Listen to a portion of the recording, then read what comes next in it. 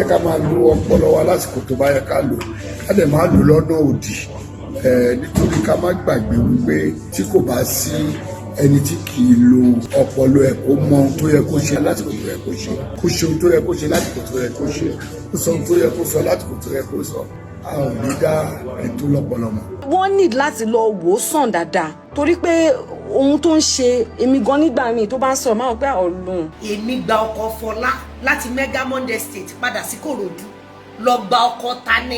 ìtumọ̀ sí wípé ní gbogbo ìgbà ẹ ká máa ṣe àyẹ̀wò tá a bá gbọ́ ká tó máa fèsì.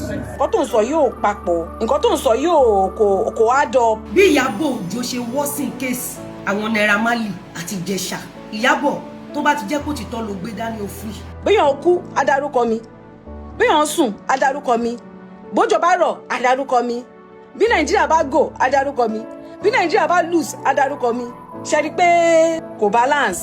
ìyẹn túmọ̀ sí wípé if there are no fools then we cannot recognize the wise. ìjà rìn èmi àti Ìyábọ̀ Òjó ẹ má pè mí fún mọ́ kò lè parí. tí tó bá sọ pé èèyàn ní àrùn ọpọlọ kò dìgbà tó bá bọ́ sọ́nà tó bá bugi jẹ o amóye wèrè tó máa múra dáadáa tó máa ṣe mékọ̀pù tó máa wà pa tó máa fáìn tó jẹ́ pé ó dìgbà tí ó bá lanu ẹ̀ tó bá bẹ̀rẹ̀ sí ní sọ̀rọ̀. ẹ má gbàgbé wípé fíìmù Aristo yìí ó ní executive producer means àwọn tó gbé owó sílẹ̀.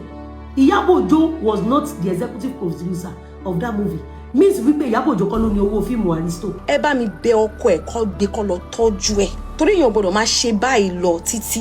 Ìyábọ̀ Alice Òjó ọmọ bíbí inú Olúbùnmi Fẹ́túgà tó bá jẹ́ pé èmi ni mo lọ gbọ́kọ̀ Fọlá ó free àwọn ọmọ ẹ free gbogbo àwọn tó ń bẹ ẹgbẹ́ kiri free tèmi ló máa fi ṣàṣemọ́ Ìyábọ̀ ló going back o. nínú pọ̀pọ̀ ṣìṣì a ò ní gbọ́ láburú sí ẹnì kankan nínú wa gbogbo alámáṣoríire àárín bá ti ṣe o àárọ̀ náà gbégbá ọ̀pọ̀ tó ń do ní kálukú lọ́wọ́ abẹ́rẹ́ sí ní sọ ọ́ di ẹ̀rọ gbogbo tá a wá ń fẹ́ kó jẹ́ tiwa bẹ́ẹ̀ lọ́lọ́ máa ṣe àmọ́ ẹ ṣe jẹ́jẹ́ o. ó ń ṣépè fún mi mò ń ṣoríire ẹ̀ ń bínú ẹ jẹ́ kó máa ṣépè lọ́nà án kò yẹ yín sí èpè tó ń ṣẹ̀yìn àdúrà ló ń jẹ́ fèmí wàláì ẹ jẹ́ kó máa ṣépè bí ó bá ń ṣépè tí mo dẹ̀ ń ṣoríire kí lẹ̀ ń bínú fún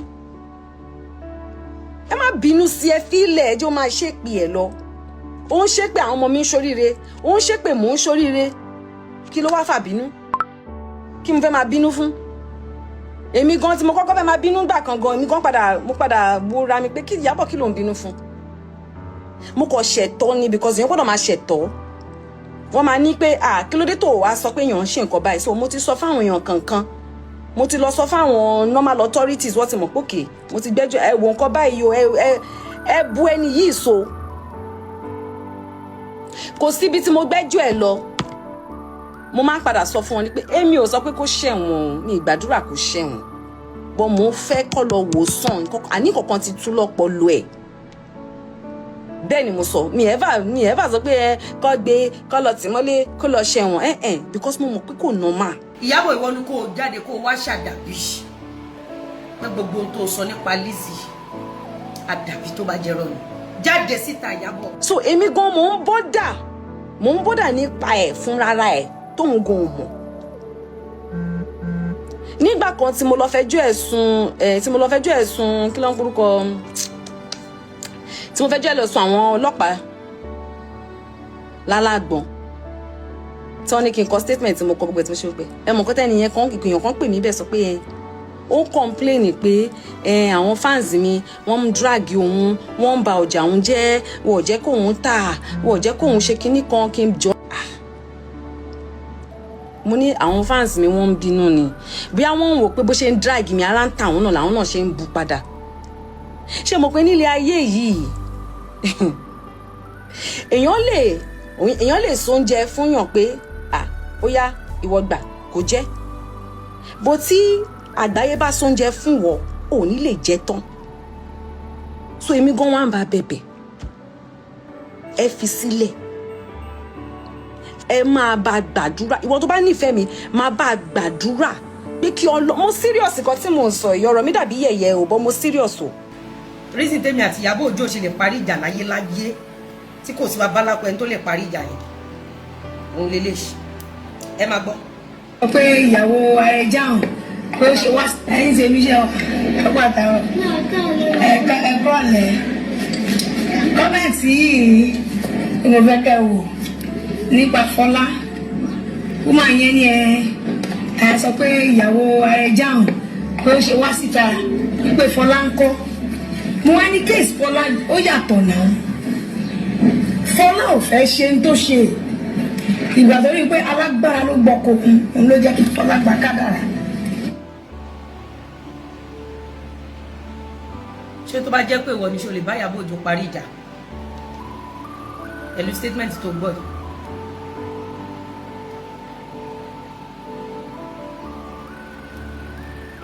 ẹ̀yin èèyàn kí ni Fọlá fúnra rẹ̀ fẹnu sọ nípa Lizzy Anjorin àti Mr. Lawal? kí ni Fọlá Ṣadé Sàríù kí ló fẹnu ara ẹ̀ sọ nípa Mr. Lawal àtàrà ẹ̀? kí ni Fọlá fẹnu ara ẹ̀ sọ fún yín? ṣé o lè bá Ìyábọ̀ Òjó parí ìjà? tó bá jẹ́ pé ìwọ ni ṣé o lè bá Ìyábọ̀ Òjó parí ìjà pẹ̀lú statement yìí? ṣé mọ̀ pé statement yìí ló gbé Ọ̀dùnkún mọ́ṣúárì? ṣé mọ̀ pé statement yìí ló gbé dẹ́wọ̀n?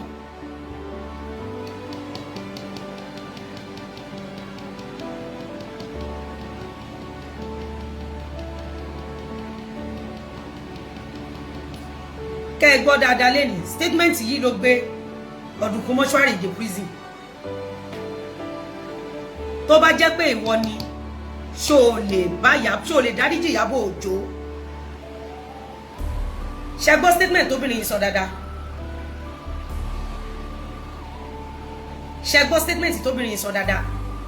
ẹ jẹ́ kí n gba sẹ́yìn kẹ́gbọ́. pẹ́kẹ́ wò nípa Fọlá wúmà yẹn ni ẹ sọ pé ìyàwó ààrẹ jáhùn pé ó ṣe wá síta wípé Fọlá ń kọ́ mo wá ní kéèsì Fọlá ó yàtọ̀ náà Fọlá ò fẹ́ ṣe ń tó ṣe ìgbà tó rí i pé alágbára ló gbọ́kọ̀ òun ló jẹ́ kí Fọlá gba kádàrá kí Fọlá. mi ò gbọ́kọ ní Lẹ́kì,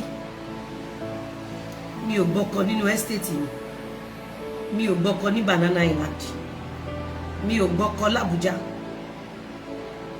mo wá lọ gba ọkọ Fọlá tó ń dágbé ní Ìkòròdú. ṣó sàn lu ẹ̀ létí? tí n bá dẹ̀ kí ẹ mọ́lẹ̀ pẹ̀lú àwọn ọmọ ẹ nísìn wọ́n á ní mò ń bú yẹn. mi ò gba ọkọ ní Lẹ́kì, mi ò gba ọkọ nínú ẹ́stéètì mi ò gba ọkọ ní Banana Island, mi ò gba ọkọ l'Àbújá. ọkùnrin tó ń gbé ní ẹ̀gbẹ́ ilé mi opó ọkùnrin ni, ìyàwó ẹ̀ ti kú kó tó ra lé sẹ́gbẹ̀ẹ́ mi. single man ni, single woman ni mí. ní gbogbo lockdown èmi àti ẹjọ́ wà ní, èmi àti neighbor mi àjọ wà ní. nígbà tí mo ṣeré lọ sí UK, neighbor mi náà wà ní UK. ọ̀rẹ́ Daddy Showkey tó súnmọ́ Ìyábọ̀ Òjó òun ni neighbor mi yẹn. Daddy Showkey tó wá padà ganu sí ọ̀rọ̀ Ìyábọ̀ Òjó tó fi tẹ́, tó fi gbèjà Ìyábọ̀ Òjó tó fi tẹ́. Daddy Showkey ó máa ń wá sílé neighbor mi yẹn, ọ̀dọ̀ mi A, ọ̀dọ̀ neighbor mi yẹn B. He was a single baddest rich guy. Neighbor tó wà lẹ́gbẹ̀ẹ́ mi.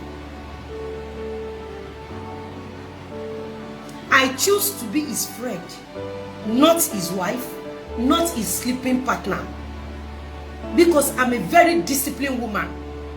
Nothing moves me. Money doesn't move me. No material things moves me. Tó bá jẹ́ pé Ìyábọ̀ ló wà lẹ́gbẹ̀rú neighbor mi yẹn, ẹni tó máa flaunt fún gbogbo àgbáyé pọ́kọ lé òun nìyẹn. Torí kò níyàwó and is a single guy and is well to do. Tó bá sọ pé ọkùnrin ní ọlá,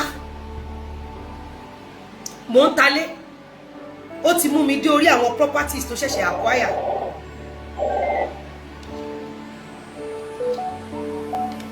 ó máa jẹyẹ o èmi wàá jẹ ìyá ẹ ìjà rìn èmi àti Ìyábọ̀ Òjó ẹ má pè mí fún mọ́ kò lè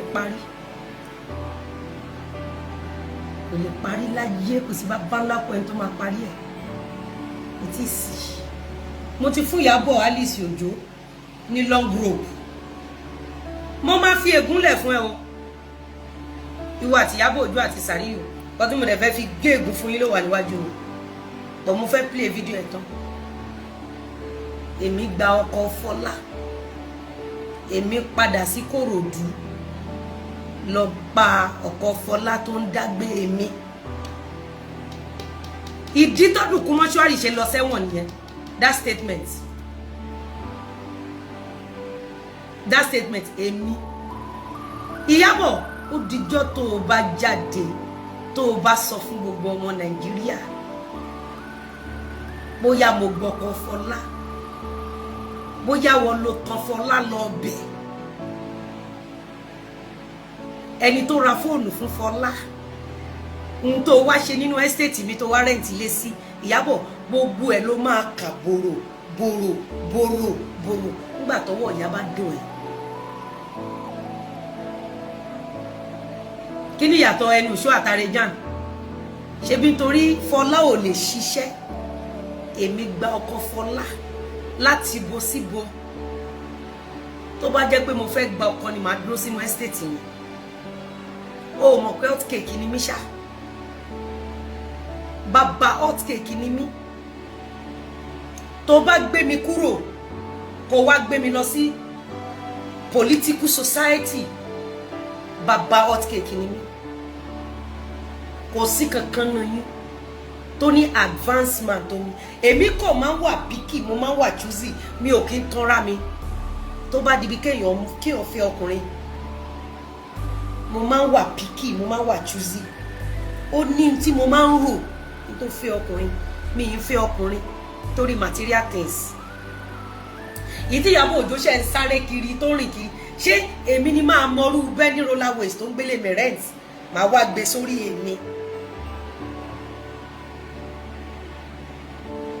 èmi amọrú Benny roller waist tó ń gbélé mẹrẹǹtì ṣé àwọn tó ń gbélé mẹrẹǹtì bíi Benny roller waist ṣé àwọn náà ń ralẹ̀ lọ́wọ́ mi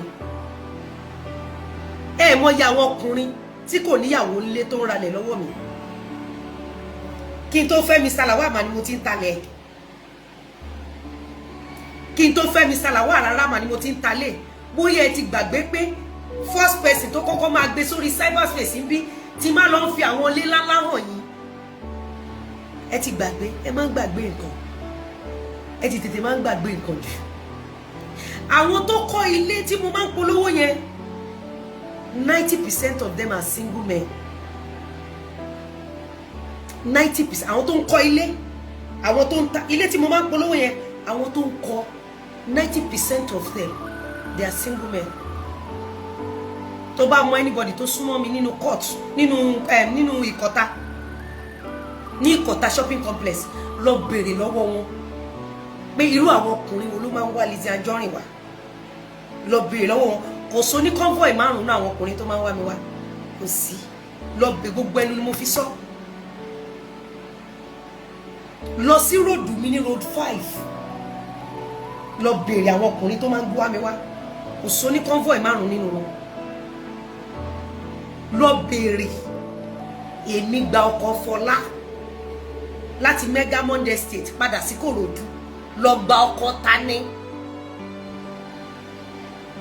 wedding certificate Fọlá dà ẹ lè fi Fatima wé Fọlá obìnrin tó bá lọ sí school bí Fatima ṣe lọ sí school obìnrin tó ní tẹ́lọ́rùn obìnrin tó ní tẹríba obìnrin tó ní perseverance òun ló lọ sí school Fọlá ò lọ primary school rárá ó dẹ̀ níyà ó ní bàbá tó jọ ń gbénu ilé kan náà kò dẹ̀ lọ primary school rárá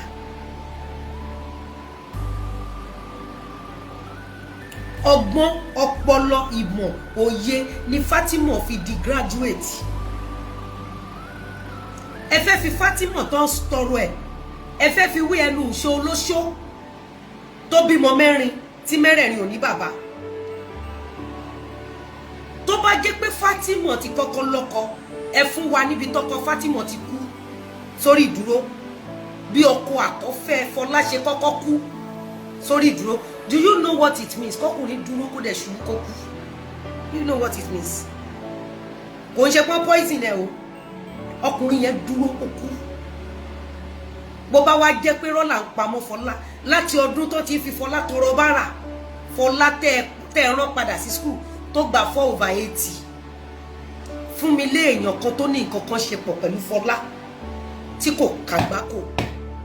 Ẹ fún mi lé, ẹ disgrace ara yín, ẹ ṣèmù mi, ẹ fún mi lé èèyàn kan tó ní nǹkan kan ṣe pọ̀ pẹ̀lú Fọlá tí ò kàgbákò. Ẹ fún mi lé èèyàn kan. Jọ Fatima, mo fi Ọlọ́run bẹ̀ ẹ́, mo fẹ́ kó o ṣe oore kan fún mi. Bá mi gbé certificate ọmọ Arejan, bá mi post ẹ̀. Tí n bá ṣe tó èmi náà fẹ́ post certificate ọmọ Fọlá.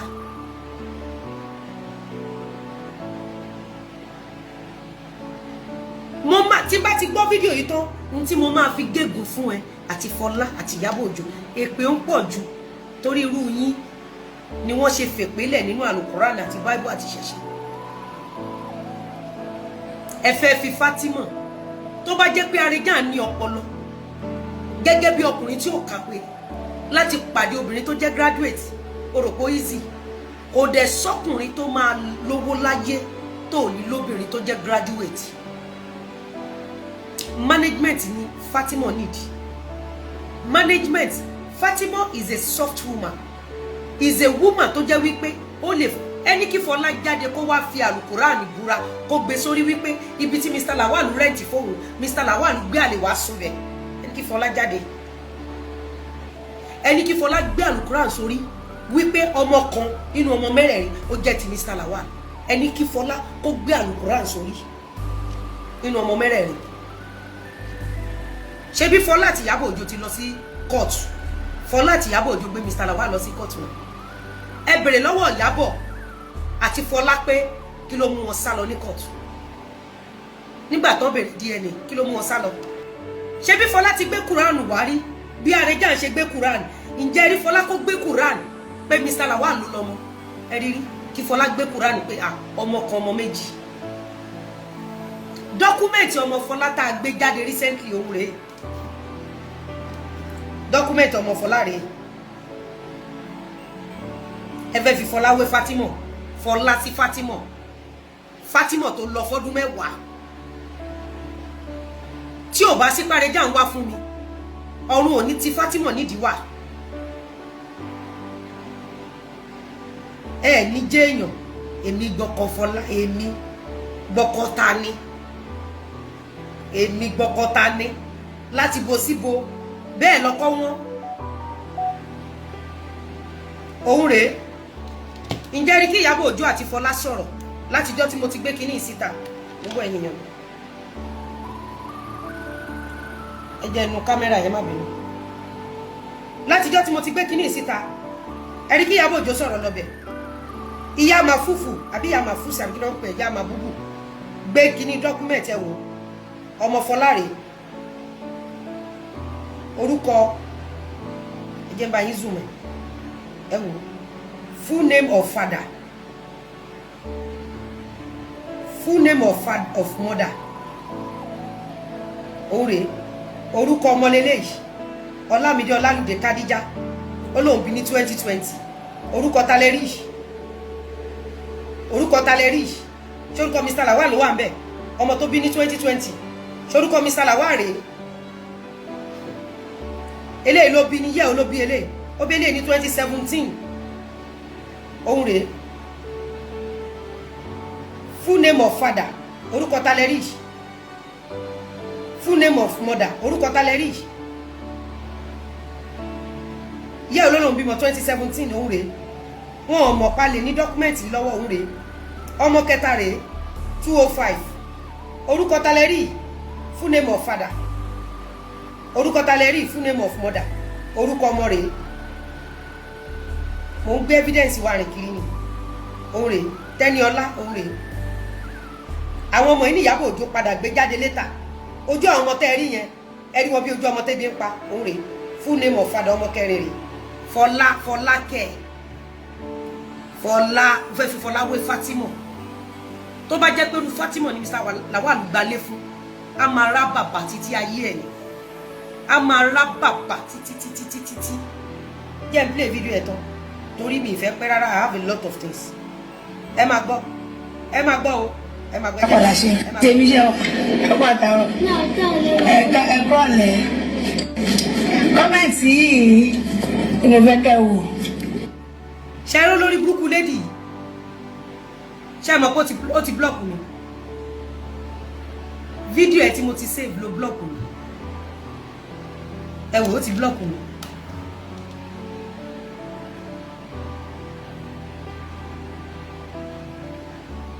bí Ìyábọ̀ Òjó ṣe wọ́sìn kéèsì àwọn Naira Marley àti Ìjẹ̀ṣà Ìyábọ̀ tó bá ti jẹ́ pé òtítọ́ ló gbé dání ó free tó bá jẹ́ pé mo lọ gbọ́kọ Fọlá ó free. Ìyábọ̀ Alice Òjó ọmọ bíbí inú Olúbùnmi Fẹ́túgà tó bá jẹ́ pé èmi mo lọ gbọ́kọ Fọlá ó free àwọn ọmọ ẹ̀ free gbogbo àwọn tó ń bẹ ẹgbẹ́ kiri free. àmọ́ tó bá jẹ́ pé irọ́ ló pamọ́ mi Ìyábọ̀ torí kò sí anybody tí mo wá fún nínú yín mo máa ń keep evidence yín torí court case or police case so I always keep your evidence kó lè bá mọ̀ pé mo wà ahead of you ṣẹ́ni kó ti block mi but wo kó lè bá mọ̀ pé mo save video ẹ̀ mi mo save video ẹ̀ kódà mo save photo ẹ̀ mo save photo àwọn ọmọ ẹ̀ kò sí bó ṣe fẹ́ ṣe mo ti save gbogbo nǹkan tó ní ọkùnrin tó bímọ fún mo ní photo ẹ̀ mo ti ní gbogbo details ẹ̀ mo kàn fẹ́ káwọn èèyàn fún mi mọ̀ ni kí n tó jáde fún ẹ máa ti save evidence ẹ fídíò ẹ lélẹ̀ mi. ẹ̀kọ́ ọ̀lẹ́ kọ́mẹ̀ntì yìí ni mo fẹ́ kẹ́ wò nípa Fọlá kúmọ̀ yẹn ni ẹ sọ pé ìyàwó Arẹjáhùn pé ó ṣe wá síta wípé Fọlá ń kọ́ mo wá ní kéèsì Fọlá ó yàtọ̀ náà Fọlá ò fẹ́ ṣe ń tó ṣe ìgbà tó rí pé alágbára ló gbọ́kọ òun ló jẹ́ kí Fọlá gba kádàrá kí Fọlá padà ṣe ń tó ṣe. èmi gbọ́kọ Fọlá Ìyábọ̀ ó kéré gan ó kéré ìwọ ò jẹ́ kankan nu ayé wọ́kẹ́ ìwọ ni kó o jáde kó o wá ṣàdàbí tó o bá parọ́ mọ́ Lizzy gbogbo yín wà ń bí ẹ̀ kú tí ò bá sí ọpẹ́lọpẹ́ Ọlọ́run tí ò bá sí ọpẹ́lọpẹ́ Ọlọ́run tó gbé very dark man tẹ́ ẹ fi rí pé Ìyábọ̀ Òjó máa ń push narrative lọ́ndà WhatsApp ẹ bá má gbàgbọ́ ń sọ lójoojúmọ́ pé rọ́nà ń pa ó fẹ́ rán Jẹ̀ṣà lẹ́wọ̀n ń gbà yẹn ni ẹ pé Mr. Lawal ló ń ẹ̀bù Jẹ̀ṣà ń gbà yẹn tí ó ti ẹyin òun náà ṣe dá ọgbọ́n yẹn ṣe mọ̀ pé pàtó lè gbọ́rọ̀ Fọlá wá ni kò sí support kankan fún Jẹ̀ṣà mọ́ so tí ò bá sí ọ̀rọ̀ Fọlá tí Ìyábọ̀ fi divert attention àwọn Nigerians ó máa hard fáwọn tí Ìyábọ̀ Òjó lọ bẹ̀ pé kọ́ bó rán Ìjẹ̀ṣà lẹ́wọ̀n ó máa hard fún wa àti rán Jẹ̀ṣà lẹ́wọ̀n ṣé kí ni ẹ ti yé yín ó máa hard gan but Ìyábọ̀ ní láti lo ẹnu ìṣó ẹ mọ̀ pé ńgbà tí àwọn Ìyábọ̀ drop voice ẹnu ìṣó record yẹn everybody gbàgbé nípa Jẹ̀ṣà ni straight everybody wá fèsì wa tí Ìyábọ̀ Òjó tó fi lọ ohun àtàwọn tó lọ bẹ̀ Ọlọ́run ló mọ tí Ìjẹ̀ṣà ṣe fún Ọlọ́run ló mọ nǹkan tí Ìjẹ̀ṣà ṣe fún Ìyábọ̀ àwọn tí Ìyábọ̀ Òjó lọ bẹ̀ lára àwọn tí Ìyábọ̀ Òjó bẹ̀ pé kí wọ́n rán Ìjẹ̀ṣà lẹ́wọ̀n ẹ rò pé lásán làwọn fi ń defend Ìjẹ̀ṣà ẹ rò pé lásán làwọn fi ń di ẹ rò pé àwọn tó padà rán Ìjẹ̀ṣà lẹ́wọ̀n wọ́n regret dọ́là àgàgà nígbà election yẹn wọ́n regret ìgbésí ayé wọn wọ́n regret ìgbésí ayé wọn kí ló cost Ìyábọ̀ Òjó láti jáde kó ní ẹ̀yìn abiyamọ wọ́n ti ṣe investigation mo bẹ̀ yín náírà kan ló pa Mohbad ẹni pé Ìyábọ̀ Òjó lè ṣe tó bá jẹ́ pé if Ìyábọ̀ was Iyemẹ̀ṣọ́ ìyàwó go don bring Fatima to Ìyábọ̀ go don bring Fatima to be living with her please don't compare Fatima to Enike Fatima lẹ́yìn tí Fatima lọ kọ́ṣẹ́ ọwọ́ tó bá ti rẹ́dí iṣẹ́ tó ń fẹ́ kọ́ rè mo rẹ́dí Ìyábọ̀ rate tó máa fi tèmi ló máa fi ṣàṣe mọ́. Ìyábọ̀ no going back o and no forgiveness for you. Kò sẹ́ni tó lè sọ. Ìyàwó Mohbad gbọ́n o. Ẹ gbàgbé o, ìyàwó Mohbad àti ìyá Mohbad gbọ́n o. Ẹ rò pé ìyàwó Mohbad ò gbọ́n. Ó wá fún mi o. Gbogbo bá ṣe ń ṣe kéèsì yẹn tó ọmọ yẹn ò wá fún mi. Èmi náà dẹ̀ lọ fún. Kò wá fún mi o. Kò wá fún mi o. Ọmọ yẹn gbọ́n o. Ibẹ̀ lẹ ti máa mọ̀ pé Ìyábọ̀ Òjó ló lọ push narrative against ọmọ. Ṣé rí ọmọ yẹn victim lọmọ yẹn sẹ́? Ọmọ yẹn ti wọ ọmọ yẹn o. Ẹ fọ́ ọmọ yẹn sílẹ̀ èmi ò lè. Ẹ mọ̀ pé dé wọ́n mi báyìí. Ta sọ ọmọ yẹn kò kàn mí. Mo ṣe analysis tèmi lọ. Kí ni ṣé rí Ìyábọ̀ Òjó ti wá sọ kó máa ṣe narrative yẹn ó ti sọ dóúnjẹ. Ó ti sọ dóúnjẹ. Ẹ máa gbọ́. Wà gbọ́ pé ọkọ ilé Fọlá ni. Tó bá jẹ́ pé ọkọ ilé Fọlá ni Mr. Lawal, ìwọ àti Ìyábọ̀ Òjó free. Àmọ́ tí Mr. Lawal ò bá ń ṣe ọkọ ilé Fọlá, tó bá jẹ́ wípé Fọláṣadé Sàríù ọmọ Kíkẹ́ lọmọ ọmọ Lálùdé, ó bá yà á mú dá, ó bá yà á yọ, ó bá Lizzy Anjorin lọ́wọ́ Mr. Lawal. Tí Mr. Lawal ti fẹ́ àwọn mẹ́tẹ̀ẹ̀ta yẹn bí ìyàwó, ó kì í ṣe bí àlè o, bí ìyàwó tí Mr. Lawal tó mú mi lọ mọ màmá ẹ̀, tí màmá mi náà mọ Mr. Lawal, tá a fẹ́ra délédélé bí tọkọtìyàwó, kódà tó yún wọnú ẹ̀ before Florida. Kí Ìyábọ̀ Òjó àti Fọláṣadé jáde kó sọ pé àdàbí tí Lizzy ò bá gbọ́kọ̀ Fọlá. Fọláṣadé jáde kó sọ wí Fọláṣadé Sàríù ọmọ Kíkẹ́ lọ́mọ. Jáde kó sọ pé àdàbí tí Lizzy ò bá gbọ́kọ̀ Fọlá. Ìyábọ̀ ìwọ ni kó jáde kó wá ṣàdàbí. Pé gbogbo ohun tó sọ nípa Lizzy àdàbí tó bá jẹ́ rọ́ ni. Jáde síta Ìyábọ̀. Àrẹ̀já jáde síta. Jáde síta kó sọ wípé àdàbí Lizzy Anjorin. Tó bá jẹ́ pé èmi ni mo kọ́kọ́ wá fún ẹ.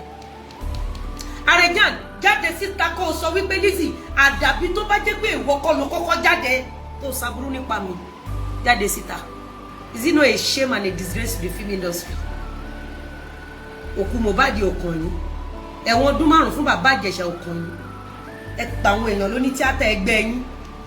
Ogun máa dé, ẹ̀yin náà tún máa kanwọ́ yín níbi ogun. Ẹ̀yin ọwọ́ yín náà máa kàn níbi tó ti ń pili ogun. Àrẹ̀já ogun yìí ọ̀dọ̀ owó àtàwọn Ìyábọ̀ Òjó wọ́n ti jáde. Ó rí pé ẹ̀yin náà lè tutù ogun. Bí mo ti forgive them. See you guys. Ẹ pàdé wa lálẹ́.